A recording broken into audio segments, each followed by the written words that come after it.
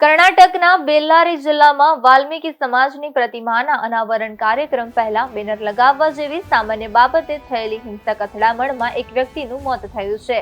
આ ઘટના બાદ સમગ્ર વિસ્તારમાં તણાવ ફેલાઈ ગયો છે અને પોલીસે સાવચેતીના ભાગરૂપે મોટા મેળવડા પર પ્રતિબંધ લગાવી દીધો છે।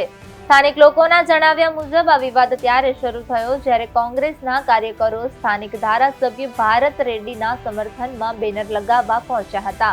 આરોપ છે કે આ બેનરો કલ્યાણ રાજ્ય પ્રગતિ પક્ષના ધારાસભ્ય જનાર્દન રેડ્ડીના ઘરની સામે લગાવવામાં આવી રહ્યા હતા, જેનો જનાર્દન રેડ્ડીના સમર્થકોએ વિરોધ કર્યો। જોતામાં બંને પક્ષો વચ્ચેની સામાન્ય બોલચાલીએ ઉગ્ર સ્વરૂપ ધારણ કરી લીધું અને પથ્થરમારો શરૂ થઈ ગયો। ઘટના દરમિયાન ગોળી ચલાવવાનો અવાજ પણ સંભળાયો હતો। પોલીસ સૂત્રોના જણાવ્યા અનુસાર ભારત રેડ્ડીના નજીકના સહયોગી સતીશ રેડ્ડી ઘટના સ્થળે પહોંચ્યા હતા, જેમની સાથે હાજર એક સુરક્ષાકર્મીએ કથિત રીતે હવામાં 2 રાઉન્ડ ફાયરિંગ કર્યું હતું। અફરાતફરી વચ્ચે રાજશેખર નામના એક વ્યક્તિનું મોત થયું છે।